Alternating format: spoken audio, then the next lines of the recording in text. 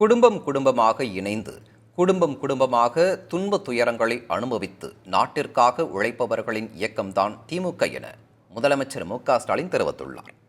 மாநிலங்களவை உறுப்பினர் திருச்சி சிவா எழுதிய எதிர்பாரா திருப்பம், மேடையனும் வசீகரம், கேளுங்கள் சொல்கிறேன், முரசொலியின் மடியில் தவழ்ந்தவை, காட்சியும் கருத்தும் என்ற 5 நூல்களின் வெளியீட்டு விழா சென்னை கலைவாணர் அரங்கில் நடைபெற்றது.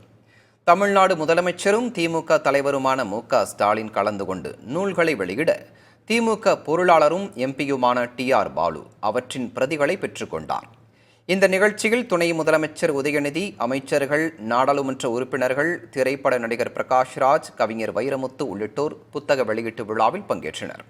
இந்த நிகழ்ச்சியில் உரையாற்றிய முதலமைச்சர் ஸ்டாலின் திருச்சி சிவாவின் சேவையை பாராட்டி பேசினார். தானும் திருச்சி சிவா போன்றோரும் சிறைச்சாலை என்ற பல்கலைக்கழகத்தில் படித்தவர்கள் என்பதால்தான் யாருடைய அரட்டலுக்கும் உருட்டலுக்கும் பயப்படாமல் செயல்பட்டு வருவதாக கூறினார். எதிர்க்கட்சிகள் திமுகவை குடும்ப கட்சி என சொல்லும் போது தமக்கு கோபம் வருவது இல்லை என அவர் குறிப்பிட்டார். தாங்கள் இயக்கத்திற்குள் அடியெடுத்து வைத்த காலத்திலும் நம் இன எதிரிகள் பொய்களையும் வதந்திகளையும் பரப்பிக் கொண்டுதான் இருந்தார்கள். ஆனால் இன்றைக்கு பாஜகவினர் பொய்களையும் அவதூறுகளையும் பரப்புவது மட்டுமல்லாமல் அதை எப்படியெல்லாம் உண்மையாக மாற்றலாம் என்று யோசித்து வரலாறுகளை மாற்றி எழுதுகிறார்கள். அவற்றை உடைத்தெறிய இன்னும் ஏராளமான திருச்சி சிவாக்கள் இந்த நாட்டிற்கு தேவை, திமுகவிற்கு தேவை என முதலமைச்சர் ஸ்டாலின் தெரிவித்தார். அதனாலதான் எதிர்கட்சிகள் எல்லாம் நம்மளை பார்த்த குடும்ப கட்சி என்று சொல்லும் போது எனக்கு கோபம் வர்றதே கிடையாது.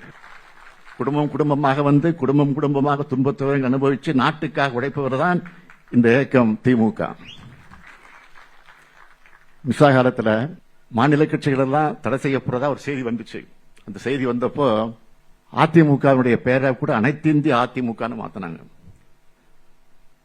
அப்ப சிறையில் இருந்த சிவா அவர்கள் நம்முடைய ஆருயிர் அண்ணன் மறைந்த கோசிமணி அவர்களிடத்துல சிறையில் இருந்தப்போ கேட்டிருக்கிறார். அப்ப மணியண்ணன் என்ன சொன்னார்னா, எனக்கு சட்டம் எல்லாம் தெரியாது, ஆனா நம்ம கட்சி பேரு கலைஞர் இருக்கிற வரை மாறவே மாறாதுன்னு சொல்லி இருக்கிறார்.